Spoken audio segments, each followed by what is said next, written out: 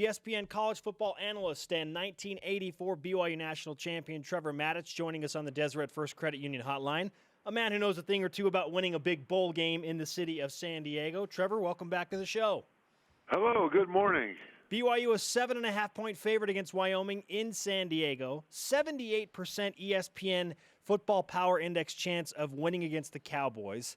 Where do those numbers compare with what you think will happen in that game? I think those numbers are pretty good. I mean, BYU will have to show up and play. Wyoming is a dangerous team. In the regular season, they beat Boise State, and they beat eventual Mountain West champs San Diego State. Then they lost to them in the championship game, but they beat both of those teams in the regular season. So Wyoming is capable of putting together good teams and beating good teams. And so, and when you look at them, it's really about offense. When you look at Wyoming, they have got a very balanced offense. The quarterback, Josh Allen, has become a very good dual threat.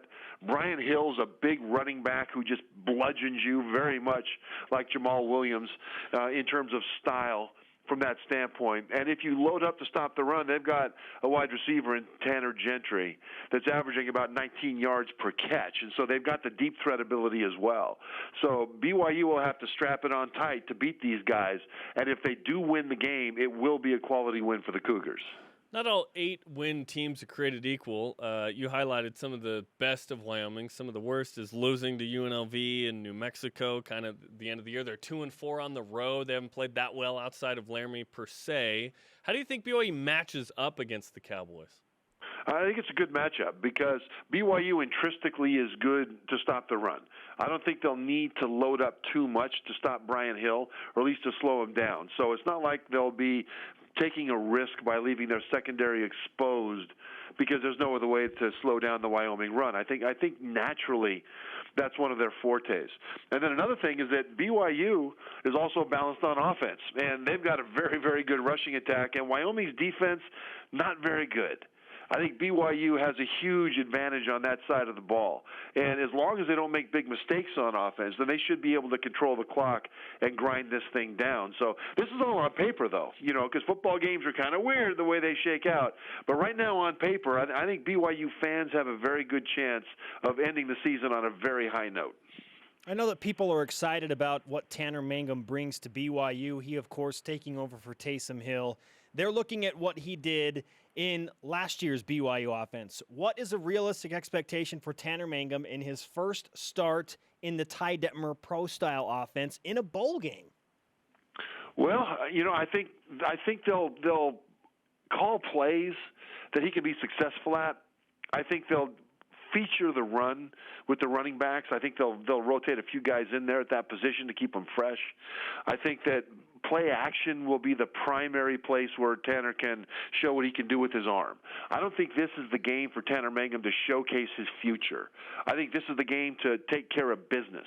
And the way to take care of business here with a quarterback that hadn't played much all year is to make sure the play calling features the strength of the team from a standpoint of where are they least likely to make the big mistake. And that would be if they drop back in the pocket too much and then have Tanner throw the ball when they really should be rushing the ball and pounding it with the run. That's not to say Tanner can't throw the ball well. It's just that when you game plan for this game, the first thing you want to do is win the game. And I think the strength of BYU's rushing attack against that Wyoming defense is where they really need to stay focused. Yeah, I think Tanner Mangum in the pregame should have in his headphones just BTO, Bachman Turner Overdrive, just taking care of business. Trevor Matich said it. He can just listen to that the whole pregame. If BYU wins this game, they would have won 8 of 9 after a 1-3 start and finished with 9 wins. What would that mean for this program?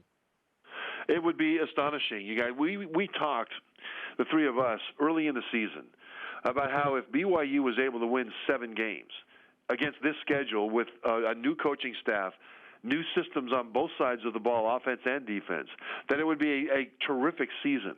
And if they won 8, it would be one of the best coaching jobs at BYU in recent memory.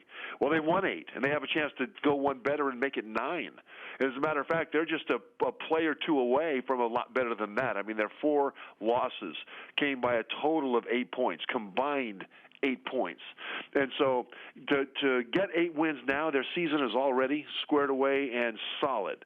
If they're able to pull off this win in the bowl game, then the belief is what matters. What matters is then that the players, the program itself, will have established a paradigm that even in the very first year of new systems, we're able to go out and win 9 games. Even in the very first year, we had great success. And now going forward, there's an expectation that what you're being asked to do works.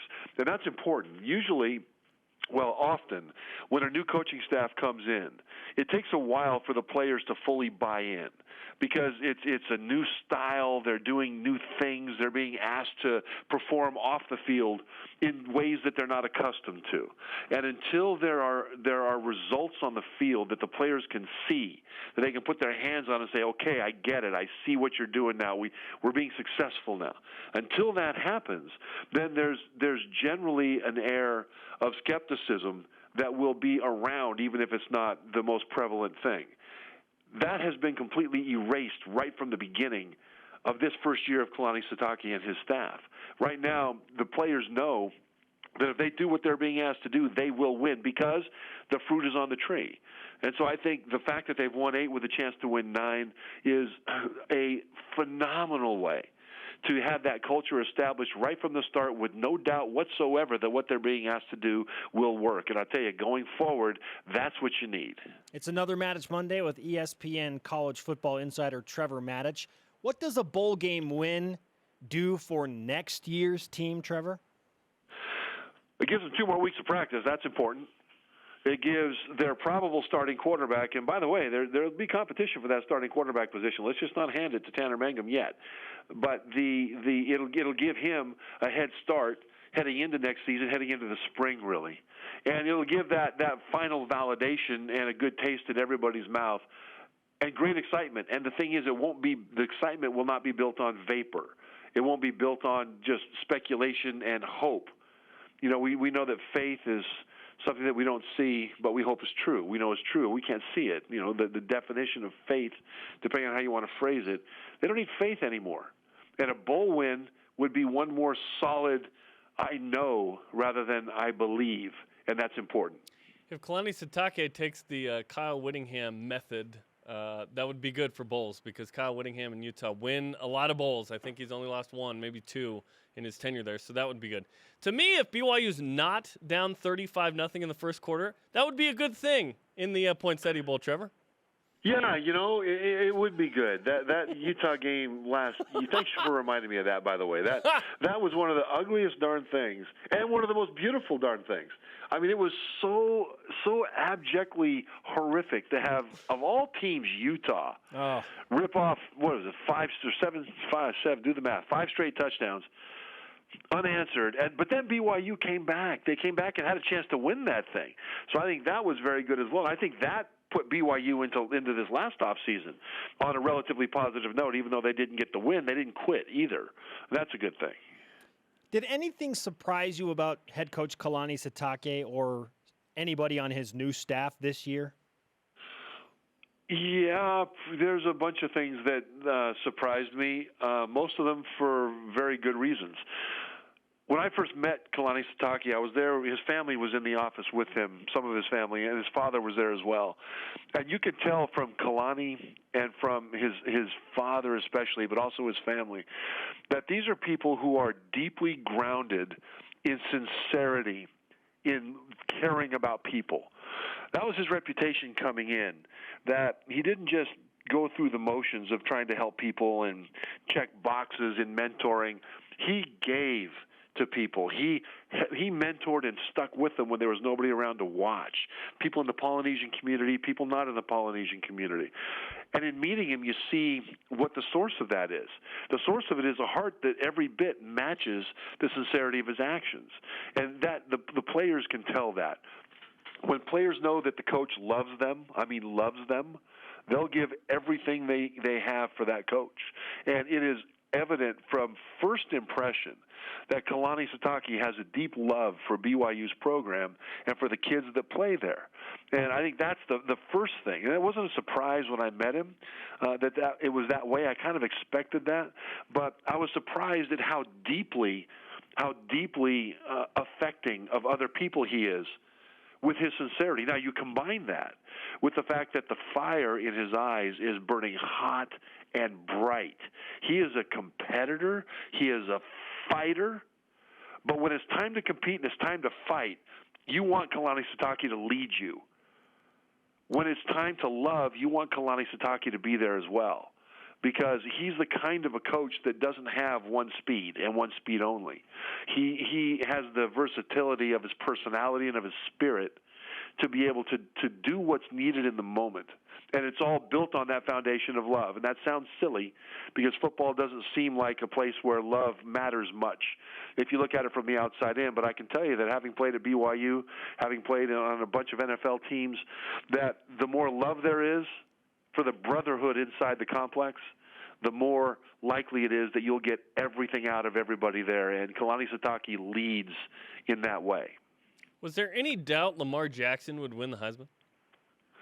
No, and he should have, based on the five that were there.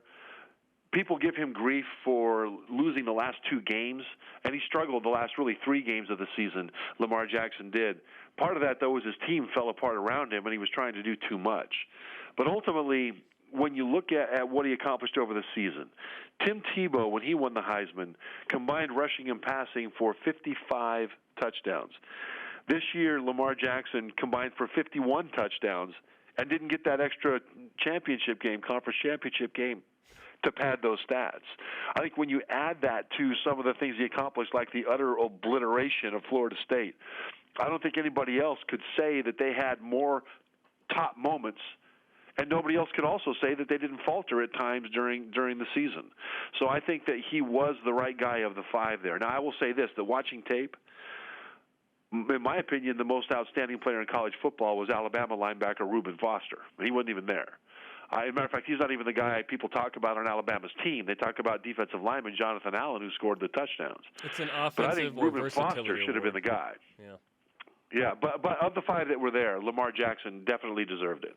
Fantastic stuff, Trevor. Thanks to the Army-Navy game that has bridged the gap. We have more college football every week until about mid-January. So hooray for football!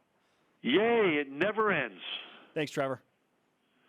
On the Deseret First Credit Union hotline, Deseret First, your values, your timeline, your financial future.